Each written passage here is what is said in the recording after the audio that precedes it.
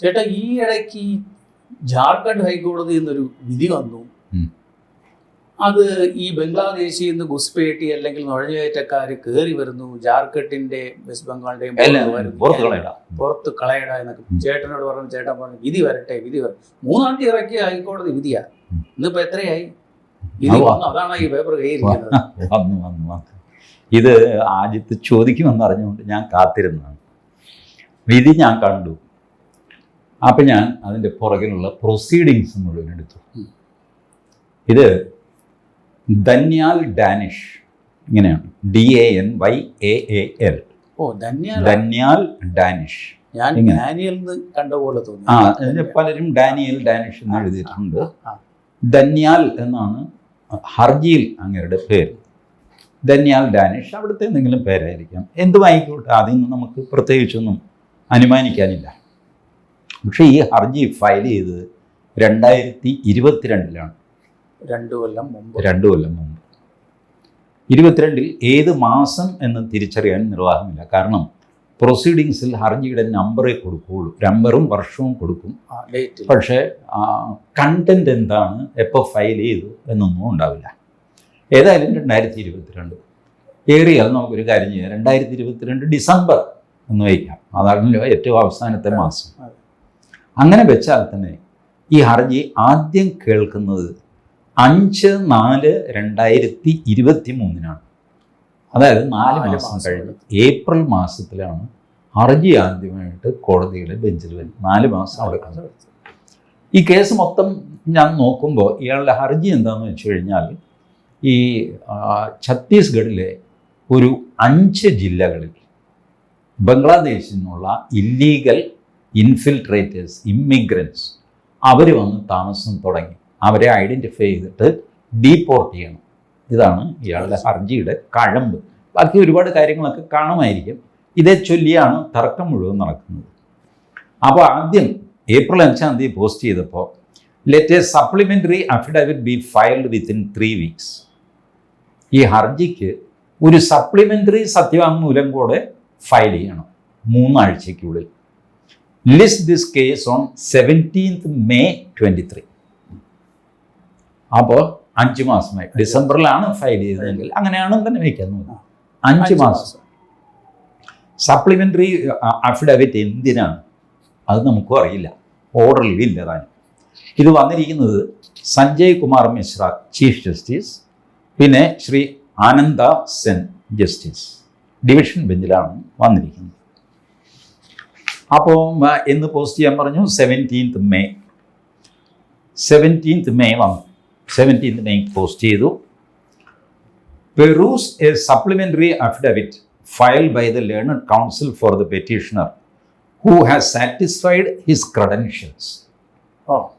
അത് പെറ്റീഷണറുടെ ക്രെഡൻഷ്യൽസ് ചോദിച്ചുകൊണ്ടാണ് ഈ supplementary affidavit file ചെയ്യാൻ പറഞ്ഞത്. അതെ. അപ്പോൾ അത് തന്നു. അത് ഞങ്ങൾ പെറൂസ് ചെയ്തു, പരിശോധിച്ചു. ഓക്കെ, ഇതാണ് കാര്യം.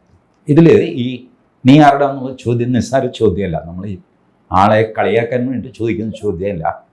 കോടതി നിങ്ങളുടെ ലോക്കൽ സ്റ്റാൻഡ് എന്താണെന്ന് ചോദിക്കും. ഇങ്ങനൊരു കേസ് ഫയൽ ചെയ്യാൻ നിങ്ങൾക്ക് എന്താ കാര്യം?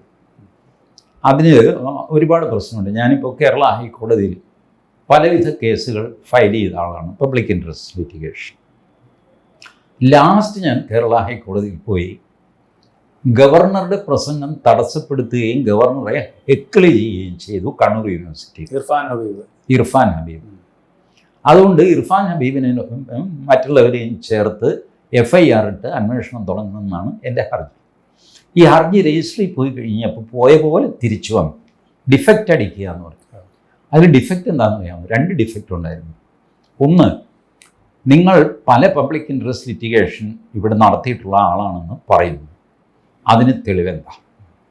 നമ്പർ 2, നിങ്ങളുടെ പെറ്റീഷനിൽ ഗോയിങ് ടു എന്നുള്ളതിന് പകരം ഗോയിങ് ടു 2 തവണ 2 എഴുതിയിരുന്നു. അത് തിരുത്തണം. അത് ഭരണഘടനയുടെ പ്രശ്നമാണ്. പറഞ്ഞതാണ്, നമ്മൾ ചെയ്തേ പറ്റുള്ളൂ. ഞാൻ ഇത് തിരിച്ചു ക്ലാർക്ക് വന്നു. സാർ ഇതൊക്കെ ഇനിയിപ്പോൾ ഇത് എവിടെ പോയി അന്വേഷിക്കണം? ഞാൻ വേടാ, നീ ചുമ്മാ ഗൂഗിൾ ചെയ്യ് TG Mohandas versus state of Kerala. ഉറൊന്നും ലിസ്റ്റ് വന്നു. അതിൻ്റെ കോപ്പി എടുക്കും, കൊണ്ടുപോയി ചാർത്തി. എന്നിട്ട് ആ ട്യൂബ് ഉണ്ടല്ലോ, ഒരു ട്യൂബ് ഇല്ലാതെ ആ പേജ് മാത്രം കറക്റ്റ് ചെയ്താൽ മതിയല്ല, ഒരു ട്യൂബ് മാത്രം വെച്ചൊന്ന് ടൈപ്പ് ചെയ്തിട്ട് അതും കൂടെ കയറ്റി കൊണ്ടുപോയി. ഇതൊക്കെ കോടതിയിൽ സംഭവിക്കും. ഇതുപോലെ ഇയാളോട് ചോദിച്ചാണ് നിങ്ങളുടെ ക്രെഡൻഷ്യൽസ് എന്താണ്. ഏതായാലും ഒരു മാസം അതിൽ പോയി കിട്ടി. മൊത്തം 5 മാസം, 5.5 മാസം. 17/5 എന്ന് പറയുമ്പോൾ നമ്മുടെ കണക്കിൽ 5.5 മാസം. Let notice be issued. Notice issue ചെയ്യുക.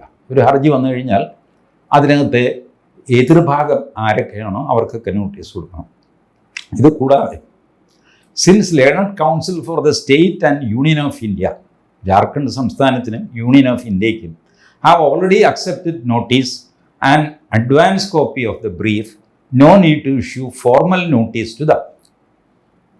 ജാർഖണ്ഡിനും കേന്ദ്രത്തിനും ഓൾറെഡി ഇയാൾ ഫയൽ ചെയ്യും. ഒരു കോപ്പി അവിടെ കൊടുത്തിട്ട് വേണം നമ്മൾ ഫയൽ ചെയ്യാൻ. അതാണ് അതിൻ്റെ മര്യാദ. അത് എതിർകക്ഷിക്ക് കൊടുത്തു എന്ന് പറഞ്ഞിട്ട് വേണം രജിസ്റ്റർ എടുത്ത് കൊണ്ടുപോയിട്ട് ഈ ഹർജി കൊടുക്കാൻ. ഇപ്പം എതിർകക്ഷിക്ക് ഓൾറെഡി കൊടുത്തു കഴിഞ്ഞു, എന്നിട്ട് അത് റെക്കോർഡ് ചെയ്യുന്നു. പക്ഷേ അതിനു മുമ്പ് പറയുന്നു ലെറ്റ് നോട്ടീസ് ബി ഇഷ്യൂഡ്. പിന്നെ ആർക്കാ നോട്ടീസ് അയക്കേണ്ടത്? എതിർകക്ഷിക്ക് കിട്ടിക്കഴിഞ്ഞു. പോട്ടെ. Let counter affidavit be filed within 4 weeks. എതിർകക്ഷി സംസ്ഥാന സർക്കാരും കേന്ദ്ര സർക്കാരും 4 മാസത്തിനുള്ളിൽ എതിർ സത്യവാങ്മൂലം 4 ആഴ്ച within 4 weeks. Rejoinder if any. കാരണം ഈ ഹർജിക്കാരന് ഇവർ കൊടുത്ത സത്യവാങ്മൂലത്തിന് എതിരായിട്ട് എന്തെങ്കിലും പറയാനുണ്ടെങ്കിൽ അതൊരു സത്യവാങ്മൂലമാക്കിയിട്ട് ഇവർ ഫയൽ ചെയ്തതിൻ്റെ 2 ആഴ്ചയ്ക്കുള്ളിൽ. Rejoinder if any be filed within 2 weeks thereafter. അപ്പം 4 2 6 ആഴ്ച, 1.5 മാസം. 1.5 മാസം കൊണ്ട് തീർന്നേനെ. പക്ഷേ ലിസ്റ്റ് ദിസ് കേസ് ഓൺ 19/7/2023. 2 മാസം. 1.5 മാസമാണ് ഫയൽ ചെയ്യാനുള്ള സമയം. കേസ് ലിസ്റ്റ് ചെയ്ത് 2 മാസം. 19/7 ജൂലൈ 19, 2023. എന്ത് ജാർഖണ്ഡില് ബംഗ്ലാദേശികൾ നുഴഞ്ഞു കയറ്റി പെരയും വെച്ച് താമസിക്കുകയാണ്. അവരെ പുറത്താക്കാൻ വേണ്ടിയിട്ടാണ് ഇവിടെ ഇപ്പൊ 5-ാം മാസത്തിൽ. അവിടെ അതിൽ കൂടാതെ ഒരു റിലീജിയസ് കൺവേർഷൻ ആംഗിളും ഇതിന്റെ കൂടെ ഉണ്ടായിരുന്നു. ഉണ്ട്. മദ്രസ വെറും വരുന്ന മാത്രം ഉണ്ട്. ആ ഇടകൂടൊക്കെ അതൊന്നും കോടതിയുടെ മുമ്പിൽ എത്തിയിട്ടില്ല ഇതുവരെ. ഇതിങ്ങനെ തുടങ്ങിയല്ലേ. ഇത് കഴിഞ്ഞു 19/7/2023. 5 weeks time is granted to the learned counsel for the respondent to file counter affidavit. അതിനർത്ഥം എന്താ? കേന്ദ്ര സർക്കാരും സത്യവാങ്മൂലം കൊടുത്തിട്ടില്ല, ജാർഖണ്ഡ് സർക്കാരും കൊടുത്തിട്ടില്ല. അവർ വീണ്ടും സമയം ചോദിച്ചു. 5 ആഴ്ച കൊടുത്തു. നേരത്തെ 4 ആഴ്ച കൊടുത്തപ്പോൾ ഇവൻ തന്നില്ല. ഇനി 5 ആഴ്ച കൊടുത്ത് നോക്കാം, കിട്ടുമോ നോക്കാം. Let this case be posted on 6/9/2023. 6/9. അപ്പൊ എത്രയായി? 9 മാസമായി. ചീഫ് ജസ്റ്റിസ് ആണ് സഞ്ജയ് കുമാർ മിശ്ര. ആനന്ദാസൻ കഴുത്ത് ചെത്തിക്കളയും, മിണ്ടിപ്പോകരുത്. അത് കഴിഞ്ഞു 6/9 കേസ് വരുന്നു. മിസ്റ്റർ പ്രശാന്ത് പല്ലവ്, അങ്ങേരാണ് deputy solicitor general of India, would submit that counter affidavit has been prepared in this case and the same has been sent to Delhi for vetting. Counter affidavit ഒക്കെ തയ്യാറായി, എതിർ സത്യവാങ്മൂലം. പക്ഷെ അത് ഡൽഹിക്ക് അയച്ചിരിക്കുകയാണ് വെറ്റിങ്ങിന്, പരിശോധനയ്ക്കും അപ്രൂവലിനും വേണ്ടിയിട്ട്. വെറ്റ് ചെയ്യാന്ന്. ഇദ്ദേഹം ഡൽഹിയിലല്ല. അല്ലല്ല. ഡെപ്യൂട്ടി സോളിസിറ്റർ ജനറൽ എന്ന് പറയുന്നത് ഹൈക്കോടതിയിലെ ഏറ്റവും പ്രധാനപ്പെട്ട വക്കീൽ, കേന്ദ്ര സർക്കാരിന്റെ വക്കീലന്മാരുടെ തലവനാണ് ഡെപ്യൂട്ടി സോളിസിറ്റർ ജനറൽ. അപ്പം പിന്നെ ഡൽഹിയിൽ ഉള്ളത് അഡീഷണൽ സോളിസിറ്റർ ജനറൽ ASG. നേരത്തെ ഹൈക്കോടതിയിൽ അസിസ്റ്റന്റ് സോളിസിറ്റർ ജനറൽ, അയാൾ ASG ആയിരുന്നു. ഈ 2 ASG ആയി കഴിയുമ്പോൾ ഏത് ASG ഇപ്പം തലവേദനയായി കഴിയുമ്പോഴാണ് ഹൈക്കോടതിക്കാരന് നീ ഡെപ്യൂട്ടി ആയാൽ മതി എന്ന് പറയും. Deputy solicitor general. മറ്റേയാൾ അഡീഷണൽ സോളിസിറ്റർ ജനറൽ ASG ആയിട്ട് തന്നെ തുടരും. അപ്പോൾ ഇത് ഡൽഹിക്ക് അയച്ചിരിക്കുകയാണ്. അപ്പോൾ എന്ത് ചെയ്യും? സമയം വേണം. ആസ് പ്രേഡ് ഫോർ, ആവശ്യപ്പെട്ടതുപോലെ 4 weeks time is allowed to the union of India to file counter affidavit. വീണ്ടും 4 ആഴ്ച, ഒരു മാസം. List this case on 18th October 2023. മാസം 10ആയി. ഗുസ്പേട്ടി വന്നുകൊണ്ടിരിക്കുകയാണ് കേട്ടോ ബംഗ്ലാദേശിൽ നിന്ന് പശ്ചിമ ബംഗാളിൽ വരും. ആൾക്കാർ പറഞ്ഞു ബംഗ്ലാദേശിൽ നിന്ന് നേരെ ജാർഖണ്ഡിലേക്ക് കയറുന്നിങ്ങനെ. നേരെയല്ല, പശ്ചിമ ബംഗാളിൽ വന്ന് അവിടെ താമസിച്ച് ചായയൊക്കെ കുടിച്ച് പതുക്കെ കെട്ടും കിടക്കുകയൊക്കെ എടുത്ത് അടുത്ത ബസ്സിലൊക്കെ കയറി, ലോറിയിൽ കയറി, ട്രാക്ടറിൽ കയറി, അങ്ങനെയാണ് ജാർഖണ്ഡിൽ വരുന്നത്. ഈ ചോദ്യം നമ്മൾ ഇതുപോലെ ഇതും കേട്ടായിരുന്നല്ലോ കേട്ടോ, കാശ്മീരിൽ ഇവർ എങ്ങനെ എത്താൻ പറ്റും എന്നാണ് എത്താൻ പറ്റില്ല, അതുകൊണ്ട് എത്തിയില്ല. ഇപ്പൊ ബംഗ്ലാദേശിൽ നിന്ന് കയറി കഴിഞ്ഞാൽ ബംഗാളിൽ അത് വേറെ ഒന്നും പോകാൻ പറ്റില്ല. ഇവനുണ്ടല്ലോ നമ്മുടെ റോഹിംഗ്യൻ, ആ കക്ഷി ജമ്മുവിലും കാശ്മീരിലും ഒക്കെ പോയി. അതുപോട്ടെ, പെരുമ്പാവൂരും കാണും ചിലപ്പോൾ. അപ്പൊ നിക്ക് 18/10/2023 അന്നാണല്ലോ പോസ്റ്റ് ചെയ്തത്, October 18-ന്. 3 weeks time is granted for filing rejoinder to both the counter affidavit filed by the state government as well as the Union of India. ഇവര് സത്യവാങ്മൂലം ഇതുവരെ കൊടുത്തിട്ടില്ല. കോടതി പറയുന്നു ഒരു 3 ആഴ്ച സമയം കൂടെ ഇരിക്കട്ടെ, 3 weeks time. Matter B listed on 22/11/23. കൊടുത്തത് 3 ആഴ്ചയാണെങ്കിലും കേസ് മാറ്റി വയ്ക്കുന്നത് 4 ആഴ്ച, 1 മാസമാണ്.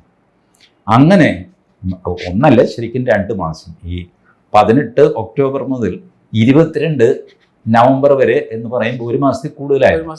1 മാസം ഒരാഴ്ച 10 ദിവസം ഇതിൽ വരുന്നുണ്ട്. ഇത് കഴിഞ്ഞു 22/11/23 ഹിയറിംഗ് ഈസ് ടേക്കൺ അപ്പ്. വാദത്തിന് എടുത്തു.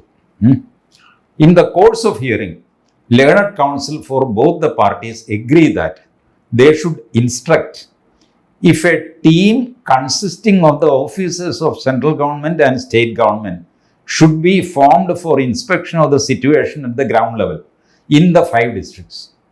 അതായത് 5 ജില്ലകളിലാണ് നുഴഞ്ഞുകയറ്റക്കാരുള്ളത്. ആ ജില്ലകളിൽ നുഴഞ്ഞുകയറ്റക്കാരുണ്ടോ, ഉണ്ടെങ്കിൽ അവരെ ഐഡൻറ്റിഫൈ ചെയ്യുന്നത് എങ്ങനെ, ഐഡൻറ്റിഫൈ ചെയ്താൽ പുറത്താക്കുന്നത് എങ്ങനെ എന്നാലോചിക്കാനായിട്ടൊരു കമ്മിറ്റി വേണോ എന്നുള്ള കാര്യം അതാത് സർക്കാരിനോട് ചോദിച്ച് പറയാം എന്ന് വക്കീലന്മാർ സബ്മിറ്റ് ചെയ്യും. എത്ര വളഞ്ഞു തിരിഞ്ഞാണ് നോക്കാൻ. കമ്മിറ്റി എന്നുള്ള വേർഡ് ചേട്ടാ ഈ ഒരു കുഴപ്പാൻ വേണ്ടിയുള്ള ഇതാണ്. ഞാനേ അത് പറയുമ്പോൾ അതിലെ ഒരു അശ്ലീലം മാറ്റി വയ്ക്കുക. ജോർജ് ഫെർണാണ്ടസ് പറഞ്ഞിട്ടുണ്ട്, committees are like toilets, you have a sitting, make big noise and drop the matter. ഇതിന് മലയാളം തർജ്ജമയില്ല. അപ്പോ 5 ജില്ലകൾ, ഗോദ്ദ, ജാംതാര, പാക്കൂർ, ദുംക, സാഹിബ്ഗഞ്ച്. ഈ 5 ജില്ലകളിൽ ഈ പ്രശ്നമുണ്ടോ എന്ന് പരിശോധിക്കാനുള്ള ജോയിന്റ് കമ്മിറ്റി വേണോ എന്ന് സർക്കാരിനോട് ചോദിക്കാനുള്ള അനുവാദം കോടതി തരണമെന്ന് ഇവർ പറയുകയാണ്, ഈ 2 വക്കീലന്മാർ. അപ്പോൾ കോടതി അനുവദിച്ചു. Let learned counsel take appropriate instruction in this regard and apprise this court on the next date. ശരി, നിങ്ങൾ സർക്കാരുമായിട്ട് കൂടി ആലോചിച്ചിട്ട് അടുത്ത ഡേറ്റിന് പറയാം. അടുത്ത ഡേറ്റ് ഏതാ? Put up this case on 13/12/2023. 1 മാസം കൂടെ ആയി. ഫലത്തിൽ 1 വർഷമായി. ഡിസംബറിലാണ് അങ്ങേര് ഫയൽ ചെയ്തതെങ്കിൽ, അതല്ല ജാനുവരിയിലാണ് അങ്ങേര് ഫയൽ ചെയ്തതെങ്കിൽ 2 വർഷമായി. 1 വർഷം നമ്മൾ കോടതിക്ക് കൊടുക്കുന്ന ഇളവാണ്. വെറുതെ കോടതിയെ ചീത്തയാക്കണല്ലോ എന്ന് വിചാരിച്ച്. 13/12 കേസ് വരും എന്നൊക്കെ പറഞ്ഞിരുന്നെങ്കിലും 13/12/23 ഡിസംബർ 13-ാം തീയതി വരേണ്ട കേസാണ്. പക്ഷെ വരുന്നത് ഏപ്രിൽ 9, 2024 ഇവ 4 മാസം വീണ്ടും 4 മാസം കേസ് ലിസ്റ്റ് ചെയ്തില്ല. ഈ ഹൈക്കോടതിയിലൊക്കെ അതുകൊണ്ട് കേസൊക്കെ ഇങ്ങനെ ലിസ്റ്റ് ചെയ്യും, പക്ഷെ അതൊന്നും ബെഞ്ചിൽ വരണമെന്നില്ല. പലപ്പോഴും സുപ്രീം കോടതിയിലേക്ക് കണ്ടിട്ടില്ല. അപ്പോഴത്തേക്ക് നമ്മുടെ ലാവ്ലിൻ കേസൊക്കെ ആ കേസ് എടുക്കാറാകുമ്പോഴത്തേക്കും പോകാൻ സമയമായി. ഇനിയിപ്പോൾ നാളെ ആവട്ടെ നമ്മൾ പിന്നെ ലാവ്ലിൻ കേസ് 4 മാസം കഴിഞ്ഞേ വരുള്ളൂ. ഇങ്ങനെയൊക്കെയാണ് സംഭവിക്കുന്നത്. എന്തു ആയിക്കോട്ടെ, ഏപ്രിൽ മാസത്തിൽ വന്നു. 1 വർഷവും 4 മാസവും ആയി. അപ്പോൾ അതിലെഴുതുന്നു, heard the learned counsel for the parties. അപ്പോഴത്തേക്ക് ബെഞ്ചും മാറി കേട്ടോ. നേരത്തെ ചീഫ് ജസ്റ്റിസ് ആയിരുന്നു സഞ്ജയ് കുമാർ മിശ്ര, ആനന്ദാസൻ, 2 പേരാണ് കേട്ടുകൊണ്ടിരുന്നത്. ഇപ്പം അത് മാറി. സുജിത് നാരായൺ പ്രസാദ് ആൻഡ് ജസ്റ്റിസ് അരുൺ കുമാർ റായ്, ഇവരുടെ ബെഞ്ചിലേക്ക് വന്നു ഈ സാധനം. അപ്പോൾ ഇവർ heard the learned counsel for the parties. In the course of argument, the issue of applicability of the Citizenship Amendment Act has been raised. In the course of argument, arrow CAA കാര്യം പരാമർശിച്ചു. The contention has been raised on behalf of the petitioner by referring the order dated 22/11/2023, whereby and whereunder the coordinate bench of this court has passed an order by making an observation to both the state and the central government to constitute a team consisting of officers. അത് ഇത് എന്നൊക്കെ പറഞ്ഞു. സംഭവം എന്താണെന്ന് വെച്ച് കഴിഞ്ഞാൽ petitioner പറയുന്നു, എൻ്റെ പൊന്ന് സാറേ, CAA ചട്ടമൊക്കെ അവിടെ ഇരിക്കട്ടെ, കഴിഞ്ഞ ഡേറ്റിന് കഴിഞ്ഞ ബെഞ്ച് ഒരു ഉത്തരവ് പറഞ്ഞിരുന്നു, നിങ്ങൾ സർക്കാരുമായിട്ട് ആലോചിച്ചിട്ട് ഒരു കമ്മിറ്റി ഉണ്ടാക്കി എന്താണെന്ന് വെച്ചാൽ ചെയ്യുമെന്ന് പറഞ്ഞിരുന്നു. ആ കമ്മിറ്റി ഉണ്ടാക്കണം സാർ, പ്ലീസ് സാർ. ഇൻഫിൽട്രേഷൻ കൂടി വരികയാണ്. അപ്പോൾ അത് റെക്കോർഡ് ചെയ്യുന്നുണ്ട് കോടതി. പിന്നെ the argument has been made that when the order dated 22/11/23, അതായത് ഈ കമ്മിറ്റി ഉണ്ടാക്കണം എന്നുള്ള ഓർഡർ അത് പാസ്സാക്കുമ്പോൾ there was no existence of Citizenship Amendment Act. CAA വരുന്നതിന് മുമ്പാണ് മറ്റേ ബെഞ്ച് കമ്മിറ്റി ഉണ്ടാക്കാൻ പറഞ്ഞത്. CAA വന്നു കഴിയുമ്പോൾ ആ ഉത്തരവ് നിലനിൽക്കുമോ എന്ന് നോക്കണ്ടേ? അല്ല, അപ്പോഴത്തേക്ക് അതുവരെ വരുന്ന ഇവരോ നുഴഞ്ഞു കയറ്റക്കാരോ അവർ വരട്ടെ. CAA വരുന്നതിന് മുമ്പുണ്ടായ ഓർഡർ CAAക്ക് ശേഷം നിലനിൽക്കുമോ എന്ന് ചർച്ച ചെയ്യണ്ടേ?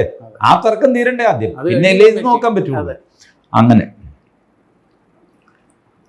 the argument has been made that when the order dated 22/11/23 was passed, there was no existence of CAA. Now the entire accountability is upon the central government so as to achieve the object and intent of CAA Act. Case അതല്ലല്ലോ കേട്ടോ. പക്ഷെ സംഗതി ഇപ്പം ഇങ്ങനെയാണ് നിൽക്കുന്നത്.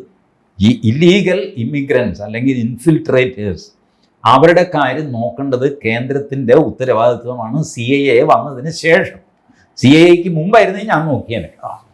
ഞാൻ കാണിച്ചു തന്നെ, ഞാൻ നീ CAA കൊണ്ടുവന്നുകൊണ്ട് ഇപ്പം എനിക്ക് അനങ്ങാൻ മേലാതെ ഇനിയിപ്പോൾ താൻ ചെയ്യും. ഇതാണ് mister Prashant Pallav, deputy solicitor general for India, in such a change circumstances has prayed for 2 weeks time to file affidavit. വീണ്ടും കേന്ദ്ര സർക്കാർ പറഞ്ഞു, സംഗതി കുഴപ്പമായ സ്ഥിതിക്ക് ഒരു 2 ആഴ്ച കൂടെ കഴിഞ്ഞ് ഞങ്ങളൊരു സത്യവാങ്മൂലം ഫയൽ ചെയ്യാം. Time as prayed four is allowed. ചോദിച്ച സമയം തന്നിരിക്കുന്നു. Let this case be listed on 2/5/2024, May 24. അപ്പം എത്രയായി? ഡിസംബർ 22 മുതൽ മെയ് 24 വരെ 12-5-17 മാസം, ഏതായാലും 16 മാസം കഴിഞ്ഞു. അപ്പം അങ്ങനെ 2/5 പോസ്റ്റ് ചെയ്യാൻ പറഞ്ഞു. 2/5 വന്നില്ല, ബെഞ്ചിൽ വന്നില്ല. പകരം 13/5 വന്നു. Reference made to the orders 22/11 9/4 ഏത് 22/11 കമ്മിറ്റി ഉണ്ടാക്കാൻ ആലോചിക്കാം എന്ന് പറഞ്ഞത് കേന്ദ്രത്തിന്റെ 9/4 കേന്ദ്രം മാത്രം ഒരെണ്ണം തരാമെന്ന് പറഞ്ഞത്. അപ്പോൾ ജാർഖണ്ഡിൻ്റെ അഡ്വക്കേറ്റ് പീയൂഷ് ചിത്രേഷ് എണീറ്റ് പറഞ്ഞു that as per the direction passed by the coordinate bench of this court wide 22/11 committee ഉണ്ടാക്കാമെന്ന് പറഞ്ഞത്. The state is ready to constitute a committee so that the said committee may work in tandem with central government to deal with the issue. ഏത് CAA വന്നതുകൊണ്ട് ഇപ്പം ഞങ്ങൾക്കൊന്നും ചെയ്യാൻ പറ്റില്ല, കേന്ദ്രം ചെയ്യട്ടെ എന്ന് പറഞ്ഞ ഞങ്ങൾ ഇപ്പം പറയുകയാണ്, ഞങ്ങളൊരു കമ്മിറ്റി കമ്മിറ്റി ഞങ്ങൾ തന്നെ ഉണ്ടാക്കും. ആ കമ്മിറ്റി കേന്ദ്ര സർക്കാരുമായിട്ട് ആലോചിച്ചിട്ട് വേണ്ടത് ചെയ്യാം. ജോർജ് ഫെർണാണ്ടസ് കേന്ദ്രവും സംസ്ഥാനവും ചേർന്ന കമ്മിറ്റിയല്ല, സംസ്ഥാനത്തിൻ്റെ കമ്മിറ്റി കേന്ദ്രവുമായിട്ട് ബന്ധപ്പെട്ട് വേണ്ട രീതിയിലുള്ള തീരുമാനങ്ങൾ അതാത് സമയത്ത് ഉചിതമായ തീരുമാനങ്ങൾ എടുത്ത് നടപ്പിലാക്കിക്കൊള്ളാം. However, time has been sought for bringing the said fact on record by way of affidavit. ഈ പറഞ്ഞ കാര്യം എഴുതി തടും, കാരണം താൻ മാറ്റി പറയില്ലേ, എഴുതി തരാൻ സമയം. Kindly, your lordship, I need time. Let such affidavit be filed on behalf of the state of Jharkhand. അങ്ങനെ ഒരു അഫിഡാവിറ്റ് ജാർഖണ്ഡ് തരട്ടെ. എപ്പോൾ തരട്ടെ? എപ്പോഴെങ്കിലും തരട്ടെ. It requires to refer herein by taking into consideration the implication of the issue that at the central level, high-level committee is also required to be constituted. ഈ പ്രശ്നത്തിൻ്റെ ഗൗരവം മനസ്സിലാക്കിയിട്ട് കോടതി പറഞ്ഞു ഒരു ഹൈ ലെവൽ കമ്മിറ്റി കേന്ദ്രത്തിൽ ഉണ്ടാക്കണം ഇത് നോക്കാനായിട്ട്. എന്നിട്ട് അടുത്തത് let an affidavit be also filed on behalf of the concern ministry of the central government showing its view as to what they are proposing to deal with the said issue. അപ്പോൾ ജാർഖണ്ഡിൻ്റെ ഒരു committee, ആ committee കേന്ദ്ര സർക്കാരുമായിട്ട് ബന്ധപ്പെട്ട് പ്രവർത്തിക്കും. കേന്ദ്ര സർക്കാരിൻ്റെ ഒരു കമ്മിറ്റി അത് എപ്പോൾ എന്ത് ചെയ്യും എന്നുള്ളത് കേന്ദ്ര സർക്കാർ അഫിഡാവിറ്റ് തരും. ഇത് കൂടാതെ കേന്ദ്ര സർക്കാരിൻ്റെ ഒരു ഹൈ ലെവൽ കമ്മിറ്റി, ആ കമ്മിറ്റി എന്ത് ചെയ്യും, അതിൽ ആരൊക്കെ ഉണ്ടാകും എന്നൊക്കെ ഉള്ളത് concerned ministry of central government അവർ കോടതിയെ ബോധ്യപ്പെടുത്തണം. എന്നിട്ട് let this case be listed on 24/6/24 June 24 എന്നിട്ട് നമ്മളിപ്പോൾ ഈ സംസാരിക്കുന്നതിന് തൊട്ട് മുമ്പത്തെ മാസം 6-ആം മാസം എന്നല്ല 12-6-18 1.5 കൊല്ലം 24th ജൂൺ വന്നു ആ സുദിനം. None appears for the petitioner. Learned counsels for the respondents are present. Government വക്കീലന്മാർ 2 കൂട്ടരും കോടതിയിലുണ്ട്. അവരവിടെ തന്നെയാണ് പൂർതി. അതതിനെ ജിത്തിനറിയാം. നേരം വെളുത്താൽ അവർ ആ കോടതി മുറിയിൽ പോയി ഇരിക്കുക എന്നുള്ളതാണ് അവർ ജോലി. ഏത് കേസ് വന്നു കഴിഞ്ഞാലും സർക്കാരിൻ്റെ നെഞ്ചത്താണ്. അപ്പോൾ സർക്കാർ വക്കീൽ എണീറ്റ് നിൽക്കണം. അതുകൊണ്ട് ഇവർ രണ്ടുമുണ്ട്, മറ്റേ പുള്ളിയില്ല. ദന്യാൽ ഡാനിഷ് ഇല്ല. കാരണം അയാളുടെ ചെരുപ്പ് ഒരു 3 ജോഡി തേഞ്ഞുകൾ. അയാൾ നിരാശനായി. അയാളുടെ ഭാര്യയും മക്കളും അയാളെ വഴക്ക് പറയാൻ തുടങ്ങി. അച്ഛൻ ഈ വയസ്സുകാലത്ത് എന്ത് കാര്യത്തിനാണ് കോടതി നിറങ്ങിയിട്ട് വെറുതെ അവന്മാർ പിടിച്ച് ഒന്നുകളയും കേട്ടോ എന്നൊക്കെ പറഞ്ഞിട്ട് പേടിട്ട് അയാൾ കോടതിയിൽ വന്നില്ല. അയാളുടെ വക്കീലും വന്നില്ല. എങ്ങനെയും തൊലയിട്ടോ ഇതൊന്നും ഗുണം പിടിക്കില്ല എന്നൊക്കെ പറഞ്ഞു വക്കീലും നിരാശനായി വന്നില്ല. അങ്ങനെയാണ് ഞാൻ വിചാരിക്കുന്നത്. As none appears four the petitioner put up this case on 2/7/2024 ഒരു മാസം കൂടെ കൊടുക്ക്. കാരണം ജഡ്ജിമാർക്കും ഒരു സങ്കടം തോന്നും, പാവം ഇങ്ങനെ നടക്കുകയാണ്. 24 ജൂൺ 2/7 ജൂൺ 2 അതായി. ജൂൺ 2 എന്ന് പറഞ്ഞെങ്കിലും ഇത് വരുന്നത് ജൂൺ 3-നാണ്. അതാണ് നമ്മുടെ സോഷ്യൽ മീഡിയ ആഘോഷിച്ച സാധനം. മെയിൻ സ്ട്രീം മീഡിയ മിണ്ടിയില്ല. കാരണം മെയിൻ സ്ട്രീം മീഡിയ ഇതിലൊന്നും അനങ്ങില്ല. ഈ അനധികൃത ബംഗ്ലാദേശികളുടെ കുടിയേറ്റം അത് തടഞ്ഞുകൊണ്ട് ഹൈക്കോടതി ഉത്തരവായി എന്നൊക്കെ പറഞ്ഞു കഴിഞ്ഞാൽ അവർക്ക് ഇവിടുത്തെ മുസ്ലിങ്ങൾക്ക് ഒരു പ്രയാസമാകില്ല എന്നൊക്കെ വിചാരിച്ചാൽ അവർ മിണ്ടില്ല. നമ്മുടെ ഷാനി പ്രഭാകർ ഒരിക്കൽ പറഞ്ഞില്ലേ, സംഘപരിവാറിന് ഇത് കിട്ടും എന്ന് വിചാരിച്ചിട്ട് കേരളം നിങ്ങളുടെ ഒരുപാട് കാര്യങ്ങൾ ഒളിച്ചു വെച്ചു. കേരളം എന്ന് പറഞ്ഞാൽ ഷാനി പ്രഭാകരാണ്. എന്ത് വാങ്ങിക്കോട്ടെ ആ പരിപാടി. പക്ഷേ സോഷ്യൽ മീഡിയ ഇത് ആഘോഷിച്ചു. ഈ ആഘോഷിച്ച ഉത്തരവാണ് നമുക്ക് പ്രധാനമായിട്ട് നോക്കേണ്ടത്. Mister Rajeev Kumar, appearing on behalf of the petitioner, has submitted by highlighting the issue, showing its seriousness that in the 6th district of the Jharkhand, there are wide-scale infiltration of the foreigners who are mainly coming from Bangladesh. ഇതുവരെ 5 district ആയിരുന്നു. ഇപ്പോൾ ഇയാൾ പറയുന്നു sir 6ാമത്തെ ഡിസ്ട്രിക്റ്റും കയ്യിൽ നിന്ന് പോയി sir. അതായത് ഗോഡ, ജംതാര, പാക്കൂർ, ഡുംക, സാഹിബ്ഗഞ്ച്, ദേവ്ഗഡാണ് അവസാനം വന്നത്. ദേവ്ഗഡും അവരുടെ കയ്യിലായി കഴിഞ്ഞു. ഇത് നമ്മുടെ സന്താൽ പർഗാന ഡിവിഷൻ. അവിടുത്തെ ഈ പർഗാന എന്ന് പറഞ്ഞ ഡിവിഷൻ, ഈ സന്താൽ പർഗാന, 24 പർഗാന പറഞ്ഞു, അതാണ് പർഗാന. പക്ഷേ ഇതിൽ ഇവർ ഈ ഡിസ്ട്രിക്റ്റുകളുടെ പേര് തന്നെയാണ് കൊടുത്തിരിക്കുന്നത്. വീണ്ടും the coordinate bench of this court has passed an order 22/11 committee order for constituting a team consisting of officers of central government, state government for inspection situation ground level district regarding infiltration illegal immigrants. ആ order ഇവർ പിന്നെയും എടുത്ത് പറയുന്നുണ്ട്, കമ്മിറ്റിയുടെ order. Today mister Prashant Pallav, അങ്ങനെ കേന്ദ്ര സർക്കാരിൻ്റെ വക്കീൽ, ഓൾസോ മിസ്റ്റർ പീയൂഷ് ചിത്രേഷ്, സംസ്ഥാന സർക്കാരിൻ്റെ വക്കീൽ, has placed a document by way of communication under the signature of Director Foreigners addressed to the Principal Secretary Home, Government of Jharkhand. അത് ഡയറക്ടർ ഫോറിനേഴ്സ് എന്ന് പറഞ്ഞിട്ട് കേന്ദ്ര സർക്കാരിൻ്റെ ഒരു ഉദ്യോഗസ്ഥൻ ഇവരുടെ പ്രിൻസിപ്പൽ സെക്രട്ടറി ഹോം ജാർഖണ്ഡിലെ ആഭ്യന്തര വകുപ്പ് സെക്രട്ടറിക്ക് ഒരു കത്തയച്ചു. അത് ഈ രണ്ട് വക്കീലന്മാരും കോടതിയിൽ കാണിച്ചു. Making reference to article 258(1) of the constitution of India that the state government is fully competent to inquire into the matter and take appropriate action for deportation of illegal immigrants as per extant norms. ഭരണഘടനയിലെ 258(1) അനുച്ഛേദം അനുസരിച്ച് സംസ്ഥാന സർക്കാരുകൾക്ക് എല്ലാ അധികാരവും ഈ illegal ആൾക്കാരെ പുറത്താക്കാനുണ്ട്. ഇത്രയും കാലമായിട്ട് കേന്ദ്ര സർക്കാരും സംസ്ഥാന സർക്കാരും ഒന്നും ഭരണഘടന വായിച്ചില്ല രാജ്യത്തെ. എന്തൊരു കഷ്ടമാണ്. 1949 മുതൽ ഈ പണ്ടാരം ഭരണഘടനയിൽ കിടപ്പുണ്ട്. ഇതാർക്കും അറിഞ്ഞുകൂടായിരുന്നു. കോടതിക്കും അറിയില്ല, കേന്ദ്ര സർക്കാരിന് അറിയില്ല, സംസ്ഥാന സർക്കാരിന് അറിയില്ല. അവസാനം ഒരു ഡയറക്ടർ ഫോറിൻ അയാൾ ഇത് ചെയ്തിരിക്കുന്നത് ഭരണഘടനയുള്ള ഭക്തി കൊണ്ടൊന്നുമല്ല. ഈ പണ്ടാരം കേന്ദ്ര സർക്കാരിന്റെ തലയിൽ ഒഴിവാക്കാനാണ്.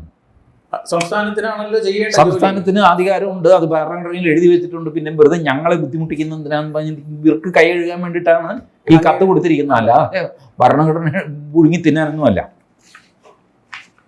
നമ്മളീ പറയില്ല, നുഴഞ്ഞു കയറ്റക്കാരെ ഉടൻ കണ്ടുപിടിച്ച് നടപടി എടുക്കുമെന്ന് മന്ത്രി. ഒരു തേങ്ങയുമില്ല, എല്ലാവരും കൈ കഴുകുകയാണ്. The said letter has also been communicated to the state government, which has also been produced. അപ്പോൾ സ്റ്റേറ്റ് ഗവൺമെൻറ്റും ഇത് സമ്മതിക്കുന്നു, അവരും ഈ കത്ത് ഹാജരാക്കിയിരിക്കുന്നു. പക്ഷേ government of India, Prashant Pallav എന്ന വക്കീൽ ഇന്ത്യക്ക് വേണ്ടിയിട്ട് പറയുകയാണ്, since the issue is having the national impact due to change in the demography of the district, hence he will seek appropriate instruction from the competent authority of the Ministry of Home Affairs that what remedial measures of identification, deportation and preventive measures are required to be taken at the end of central government. Already പൂർണ്ണാധികാരം ഉണ്ടെന്ന് പറഞ്ഞേക്കല്ലേ. പൂർണ്ണാധികാരം സംസ്ഥാനത്തിനുണ്ട് എന്ന് പറഞ്ഞ് ഈ director foreigners എന്നുള്ള ഉദ്യോഗസ്ഥൻ കത്ത് കൊടുത്തപ്പോൾ പിന്നെ ഇനി ജാർഖണ്ഡ് സംസ്ഥാനം നോക്കിയാൽ പോരെ. അപ്പൊ കേന്ദ്രത്തിന് അത് അങ്ങനെ വിട്ടുകൊടുത്താൽ എങ്ങനെയാണ്? അതുകൊണ്ട് ഞാനൊരു കാര്യം ചെയ്യാം, ഹോം മിനിസ്ട്രിയോട് ചോദിച്ചിട്ട് എങ്ങനെ ഇവരെ ഐഡന്റിഫൈ ചെയ്യണം. ആദ്യം ഐഡന്റിഫൈ ചെയ്യണമല്ലോ. എങ്ങനെ ഐഡന്റിഫൈ ചെയ്യണം? ഐഡന്റിഫൈ ചെയ്യേണ്ടത് ആര്? ചെയ്തു കഴിഞ്ഞാൽ എന്ത് ചെയ്യണം? ഈ വക കാര്യങ്ങൾ ചോദിച്ചിട്ട് ഞാനൊരു സത്യവാങ്മൂലം ഫയൽ ചെയ്യാം. കേന്ദ്ര സർക്കാർ വിടുന്നില്ല, എന്നാ ഒട്ടും പിടിക്കുന്നുമില്ല. എന്നാ പണ്ടാറങ്ങാനായിട്ട് ഞാൻ ഇത് ചെയ്തോളാം നമ്മൾ കയ്യിൽ എടുക്കുന്നില്ല. ഡെമോഗ്രഫി മാറുമല്ലോ. ഈ പണ്ടാരെല്ലാം കൂടെ ഇവിടെ നിന്ന് താമസിക്കാൻ തുടങ്ങിയാൽ 2 ലക്ഷം ക്രിസ്ത്യാനി ഉള്ള സ്ഥലത്ത് 3 ലക്ഷം മുസ്ലിങ്ങൾ വന്നു കഴിഞ്ഞാൽ ആരാ ഭൂരിപക്ഷം? ഡെമോഗ്രഫി മാറിയില്ലേ? അതെ. ചേട്ടാ, അതുപോലെ തന്നെ ഈ മമത ID കാർഡ് കൊടുത്തുന്ന വരുന്ന കേസുകൾ ഇതിൽ പെടുവോ അതോ അല്ല? ആർക്കറിയാം. അപ്പോൾ അടുത്ത paragraph, this court is of the view that said instruction is required. കോടതിക്കും താല്പര്യമുണ്ട്. കാരണം ഇത് ഏതെങ്കിലും ഒരു രണ്ട് പാത്രമായിട്ട് ആരെങ്കിലും ഒരാൾ എന്തെങ്കിലും ചെയ്യുന്നതിന് പകരം ഇതിങ്ങനെ മാന്തിക്കൊണ്ടിരിക്കുക. കോടതിക്ക് ഉത്സാഹമാണ്. The said reason being that the issue cannot be said to be restricted to a particular state. ഒരു സംസ്ഥാനത്തിൽ മാത്രം നിൽക്കുന്ന ഒരു പ്രശ്നമല്ല ഇത്. രണ്ടുപേരും യോജിച്ച് ഒരു പെർട്ടിക്കുലർ ഡിസ്ട്രിക്റ്റിനെ സംബന്ധിച്ചുമല്ല, or a particular district. Rather if there will be infiltration in any of the districts of any state across the country, it will ultimately change the entire demography of the nation. ഇതാണ് social media ആഘോഷിച്ചത്. ഏതെങ്കിലും ജില്ലയിലോ ഏതെങ്കിലും സംസ്ഥാനത്തിലോ നുഴഞ്ഞുകയറ്റക്കാരുടെ എണ്ണം വർദ്ധിച്ചു കഴിഞ്ഞാൽ entire demography, ജനസംഖ്യാനുപാതം complete മറിയും. ചേട്ടാ, അലഹാബാദ് ഹൈക്കോടതിയും ഇതുപോലെ വേറൊരു കേസിൽ കൊണ്ടുവന്നു. അവർ പറഞ്ഞു, ഉറപ്പിച്ചു അങ്ങനെ പറഞ്ഞു. ആ വിധിയും നമ്മൾ ചർച്ച ചെയ്തതാണല്ലോ അവിടെ. അപ്പോ the issue of nation is there. issue of nation is there regarding the change in demography. If such infiltration will not be prevented or the illegal infiltrations will not be deported, then it will adversely affect the entire demography of the nation. വർഷം 2 ഇവരുടെ മേശപ്പുറത്ത് ഇരിക്കുന്നു. എന്തെങ്കിലും ഒന്ന് ചെയ്ത് പാണ്ടാറടങ്ങരുതോ? അതേട്ടാ, രാഷ്ട്രം കുത്തുവാള എടുത്തുകൊണ്ടിരിക്കുന്നു. ബെഞ്ചിലിരുന്ന് വാചകം അടിക്കുന്നു. This court, in view thereof, is of the view that whatever has been communicated in the communication dated 19 June 2024 കൊടുത്തത് appears to be shifting of the accountability without taking into consideration the overall impact of the infiltration. അങ്ങനെ എന്തിനാണ് നോക്കണം? Director foreigner അതിനെ പറ്റിയല്ലേ പറയണം. നോക്കിയാൽ പോരെ? അതെ, രാജ്യം മൊത്തം നേക്കാൻ വേറെ പലരുണ്ടല്ലോ. അതെ. അപ്പൊ അത് കേന്ദ്ര ഗവൺമെന്റ് കൈകഴുകുന്നതാണ് എന്ന് കോടതി നിരീക്ഷിക്കുന്നു. നിരീക്ഷണമുണ്ടല്ലോ കോടതിയിൽ. അതാണ്. Let an affidavit be filed by the competent authority of the central government, that is of the Ministry of Home Affairs, by taking appropriate decisions that how such situation will be dealt with in tandem with the state government. അതായത് home ministry ഇഷ്യൂല് മാത്രം നിർത്തിയതിനെ ബാക്കി 27-28 സംസ്ഥാനങ്ങളും union territory എല്ലാം കൂടെ കുഴച്ചു മറിച്ച് home ministry സംസ്ഥാന സർക്കാരുമായിട്ട് ചേർന്ന് ഒരു അഫിഡവിറ്റ് ഫയൽ ചെയ്യണം. ഡെമോഗ്രഫി കംപ്ലീറ്റ് മാറിക്കോളും. മിസ്റ്റർ രാജീവ് കുമാർ, അങ്ങേരാണ് counsel for the petitioner. Rajeev Kumar has submitted that day by day the number of the infiltrators are increasing. ദിവസവും ഇത് കൂടി വരികയാണ്, your lordships. And as such it cannot be said that the district administration is having no power to prevent or to identify or to take measures for their deportation. ഇവരിങ്ങനെ കയറി വരുന്നതിന് ഈ വക കമ്മിറ്റിയും സംഗതിയും ഡയറക്ടർ ഫോറിനും ഇതൊന്നും വേണ്ട. ഡിസ്ട്രിക്ട് അഡ്മിനിസ്ട്രേഷൻ്റെ ചുമതലയാണിത്. ആരാ നീ? നിന്റെ ID കാർഡ് എവിടെ? നീ ഇവിടുന്ന് വരുന്നു, ഞാൻ ബംഗ്ലാദേശിൽ നിന്ന്. അതാണ് അവർക്ക്. ഇത്രയേ ഉള്ളൂ കാര്യം. നമ്മൾ കേരളത്തിൽ ചെയ്തുകൊണ്ടിരുന്ന ഇപ്പം ചെയ്യുന്നില്ല. CA വന്നതിന് ശേഷം ചെയ്യുന്നില്ല. അതിനു മുമ്പ് ഇടയ്ക്കിടയ്ക്ക് വാർത്ത വരും. ബംഗ്ലാദേശിൽ നിന്നുള്ള അനധികൃത കുടിയേറ്റക്കാർ 12 പേരെ അങ്കമാലി പോലീസ് അറസ്റ്റ് ചെയ്തു. എന്നിട്ട് അവരെ ട്രെയിനിൽ കയറ്റി വിടുന്ന ഒരു പടവും. മഹാരാഷ്ട്രയിൽ ഇറങ്ങുന്നു, വേറെ ഡിറ്റൻഷൻ സെന്ററിലൊക്കെ കൊണ്ടുപോകുന്നു. എന്ത് വാങ്ങിക്കോട്ടെ, ആ പരിപാടി. ഇയാളതാ പറയുന്നത്, എൻ്റെ പൊന്നു ചേട്ടന്മാരെ, 5 ജില്ലയുള്ളപ്പോഴാണ് ഞാൻ ഈ കേസുമായിട്ട് വന്നത്. ഇപ്പം 6ാമത്തെ ജില്ലയും കൂടെ ആയി. ഇതിന് കമ്മിറ്റിയും സംഗതിയും ഹോം മിനിസ്ട്രിയും ഒന്നും വേണ്ട. ജില്ലാ കളക്ടറോ പോലീസ് സൂപ്രണ്ടോ നമ്മുടെ ഹെഡ് കോൺസ്റ്റബിൾ തങ്കപ്പൻ പിള്ളയെ ഒന്ന് ചുമതലപ്പെടുത്തിയാൽ മതി. അയാൾ പോയിട്ട് ഇതിൻ്റെ ഈ വെച്ചമക്കി പാച്ചു പിള്ള എന്നൊക്കെ പറഞ്ഞില്ല, പിന്നെ മാറ്റി നിർത്തിയിട്ട് ആട്ടിപോയിട്ട് മുട്ടുകാല് കയറ്റും. സത്യം പറഞ്ഞ നീ ഇവിടെ ബംഗ്ലാദേശിൽ നിന്ന് മാറുന്നില്ല, ഇങ്ങോട്ട് അടുത്തതമ്മ. ഇത്രയേ ഉള്ളൂ ഈ കാര്യം. ഇതാണ് ഈ പെറ്റീഷനുടെ വക്കീൽ രാജീവ് കുമാർ പറയുന്നതിൻ്റെ പോലീസിനോട് പറ. അപ്പോ this court is of the view that deputy commissioner of one or other district are since in the helm of affairs, hence it is their bounden duty to look into the situation as immediate controlling officer of one or the other districts. അപ്പോൾ പ്രതിയെ കിട്ടി. Deputy കമ്മീഷണറാണ് ഇതിൻ്റെ ചുമതലക്കാരനെന്ന് കോടതി മനസ്സിലാക്കുന്നു. Let separate affidavit, സത്യവാങ്മൂലം വേണം. Separate affidavits be filed by Deputy Commissioner of the District of Godda, Jamtara, Pakur, Dumka, Sahibganj and Devgarh by giving details of the infiltrators after going through their Aadhaar card, voter card and by comparing with the record of rights to establish their residency, etc. Tenancy Act ഒന്നും പറയണ്ട. ഇതൊക്കെ പരിശോധിച്ച് ഒരു സത്യവാങ്മൂലം കൊണ്ടുപോവാ deputy കമ്മീഷണറെ. ഇതാണ് കോടതിയുടെ ഉത്തരവ്. ഇത് കൂടാതെ കോടതി അവിടെ വിട്ടില്ല. The superintendent of police of the above mentioned districts are also required to file affidavit that what steps they have taken in collaboration with the deputy commissioner of the said districts. Deputy commissioner കോടതിയിൽ സത്യവാങ്മൂലം കൊടുക്കണം. Deputy commissioner എന്തൊക്കെ ചെയ്തു എന്ന് പറഞ്ഞിട്ട് police superintendent സത്യവാങ്മൂലം കൊടുക്കണം. ഇപ്പോൾ തന്നെ സത്യവാങ്മൂലം ഇങ്ങനെ കൂടി ക്ലാർക്ക് വന്ന് ജഡ്ജിയുടെ ചെവിയിൽ പറയുന്നു, സാർ ഇങ്ങനെ സത്യവാങ്മൂലം മേടിച്ചാൽ വെക്കാൻ സ്ഥലമില്ല സാർ, എവിടെയെങ്കിലും വെക്കാൻ വിടും, മിണ്ടാതി ചേട്ടാ സത്യവാങ്മൂലം കൊണ്ടുപോകാം. ഇതിനിടയിൽ നമ്മുടെ പാർലമെന്റിൽ നമ്മുടെ നിഷികാന്ത് ദുബെ എന്ന് പറഞ്ഞത് എന്താണെന്നറിയാൻ പോയിട്ടാ, 46-ലധികം മദ്രസകൾ അവിടെ വന്നെന്നും ട്രൈബൽ സ്ത്രീകളെ കൺവേർട്ട് ചെയ്ത് അത് ടോട്ടൽ ഡെമോഗ്രഫി മാറിക്കൊണ്ടിരിക്കുകയെന്നും അവിടെയുള്ള ഹിന്ദു സനാതനി സന്താൽ എന്ന് പറഞ്ഞ സനാതനികളാണ്, അതെല്ലാം തീർന്നുകൊണ്ടിരിക്കുകയാണെന്നും വേറൊരു കാൽക്കുലേഷൻ പോലെയും പറഞ്ഞു. അതായത് ഒരു ഇലക്ഷൻ ടു അടുത്ത ഇലക്ഷൻ പാർലമെന്റിന് ഒരു കോൺസ്റ്റിറ്റ്യുവൻസിയിൽ ഒരു 10 to 15% ഇൻക്രീസ് ആണ് ഒരു നാച്ചുറലോ അക്സെപ്റ്റഡോ അല്ലെങ്കിൽ അങ്ങനെയാണ് ഒരു പ്രിവെയിലിംഗ് ഇതായിട്ട് കണ്ടിട്ടുള്ളത്. പലയിടങ്ങളിലും 123% വ്യത്യാസം ഈ ഒരു കൊല്ലം 7 മാസമായിട്ട് വെച്ച് കളിച്ചുകൊണ്ടിരിക്കുകയാണ്. എന്നിട്ട് നിഷികാന്ത് ദുബെ എന്ത് ചെയ്തു? പാർലമെന്റിൽ പ്രസംഗിച്ചു. ഈ പ്രസംഗം കേട്ടോണ്ടിരുന്ന അമിത്ഷാ, നരേന്ദ്രമോദി തുടങ്ങിയവർ എന്ത് ചെയ്തു? അവർ കേട്ടോണ്ടിരുന്നു. അപ്പോ ഈ പോലീസ് സൂപ്രണ്ടും ഇത് കൊടുക്കണം, സത്യവാങ്മൂലം കൊടുക്കണം. Let immediate steps be taken in addition to the identification and deportation so that there must not be any further infiltration in the area.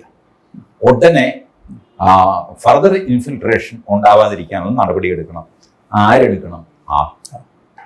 അത് പറഞ്ഞിട്ടില്ല. എന്നിട്ട് അടുത്ത the chief secretary of the state is directed to personally monitor the issue. DCI, SPI, chief secretary ഒന്ന് monitor ചെയ്യണം. Supervision. നമ്മുടെ ഈ കല്യാണ പന്തലൊക്കെ ഉണ്ട്, എല്ലാം നോക്കാൻ നമ്മളൊരു ചേട്ടനെ ചുമതലപ്പെടുത്തി, ചേട്ടാ എല്ലാം നോക്കിക്കോളൂ, അത് ഞാൻ നോക്കാം, അവിടെ വിളമ്പിയോ ഇവിടെ വിളമ്പിയോ. ചീഫ് സെക്രട്ടറി അത് ചെയ്യണം. പിന്നെ ഒരു ഇളവ് അവർ ചെയ്യുന്നുണ്ട്. At the moment this court is not directing the chief secretary to file an affidavit. Chief secretary affidavit ഒന്നും തരണ്ട, കാരണം മറ്റേ ക്ലർക്ക് വന്ന് ചെവിയിൽ പറഞ്ഞ തലയിൽ തറ വെക്കാന്ന് പറഞ്ഞു. ചീഫ് സെക്രട്ടറി താൻ സൂപ്പർവൈസ് മാത്രം ചെയ്ത് താൻ അഫിഡവിറ്റ് ഒന്നും കൊണ്ടുവരണ്ട.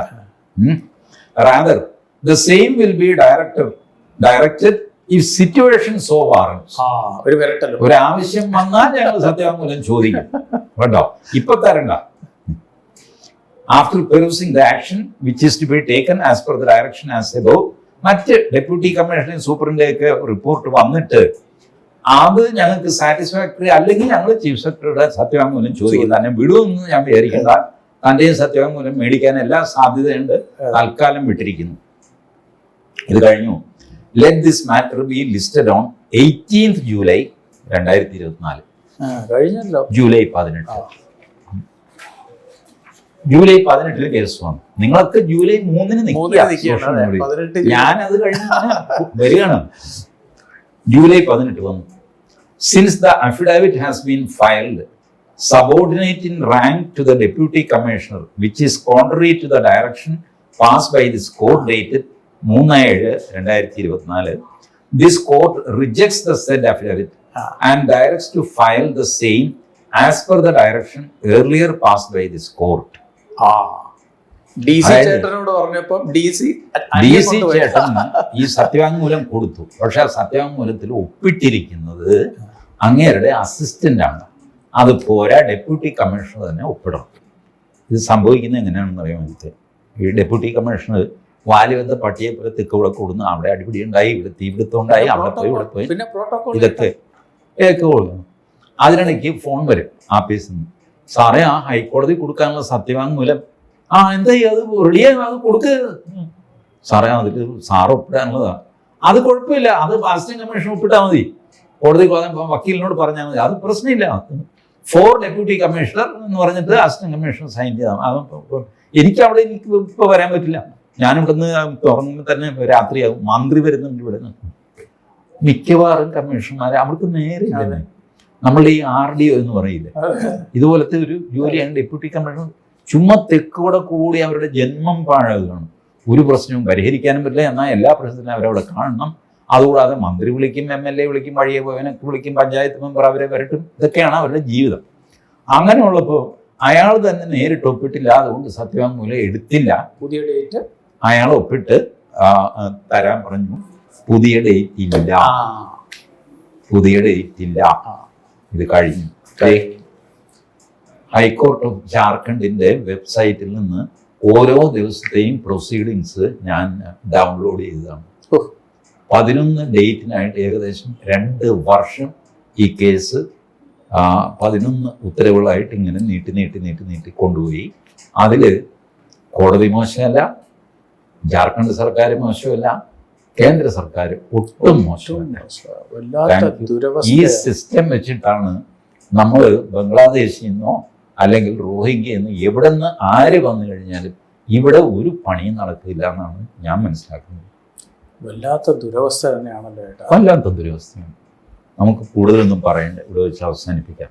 വരുമ്പോൾ നമുക്ക് വീണ്ടും പറ്റുമെങ്കിൽ വരുമ്പോൾ അനുഭവിക്കാം. സത്യം ചേട്ടാ, സത്യം. റൈറ്റ്.